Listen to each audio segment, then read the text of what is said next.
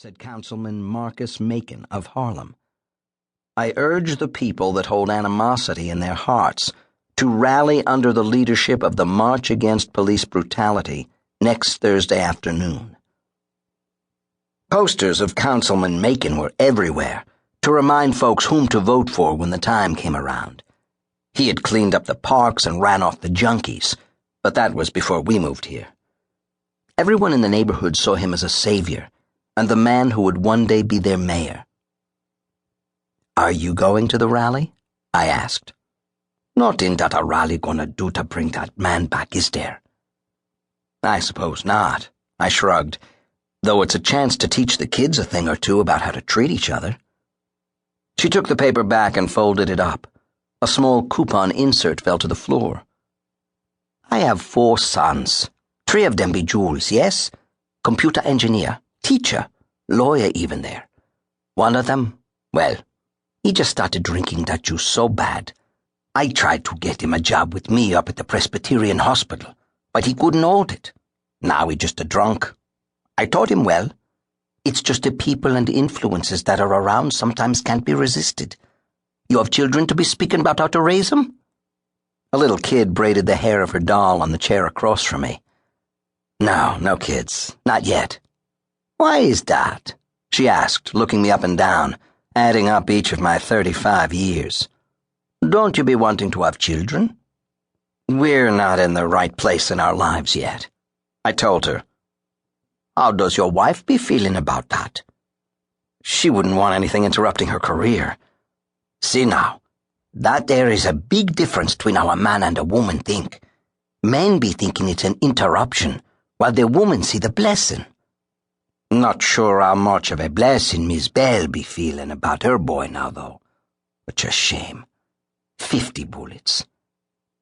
The child had begun braiding her head to look like the doll's. There was a flash of a room in my memory, a room that was supposed to have been serene. The woman snapping open her paper to read again brought me back to the moment. "No, I don't have any kids yet," I replied to a question I had already answered. "Someday, though, not too far away, I'd like to try." "Well, when you do, be sure to come round and tell me how you kept him out of harm's way. See now, harm has its way of jumping right in front of you disguised as joy."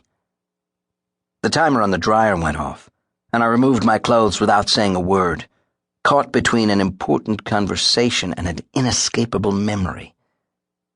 A man sporting a heavy beard and an even heavier bag of laundry walked in and dropped his bundle on the countertop before wiping his forehead clean of sweat. After his last movement, he froze, fixated on my shoes. "Trade me shoes," he said. "You want my shoes?" Yep. Your problems, dude. Your problems for mine?" "We'd just be exchanging problems then," I said. "Wouldn't do either of us any good." "I get it. You're a real quick guy with the jokes, dude." He walked closer, still laughing, but his proximity gave me a whiff of the gin and blunt on his breath.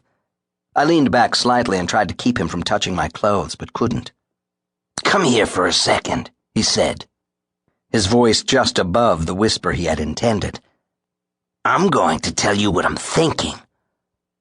"I'm in the middle of folding," I told him. "I shouldn't break my concentration. I'm not a very neat person by nature, so it takes some effort to do this." He glanced toward the woman I had been speaking with earlier, then moved even closer to me. "You want to know what my wife went and said to me? Do you?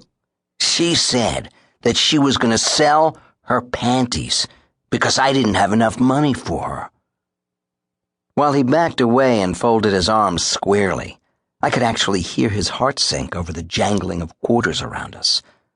The alcohol that was drowning him held his eyes out of focus while he waited for a response. Hey, you're not talking to me now," he yelled. "What should I do? What would you do with that?"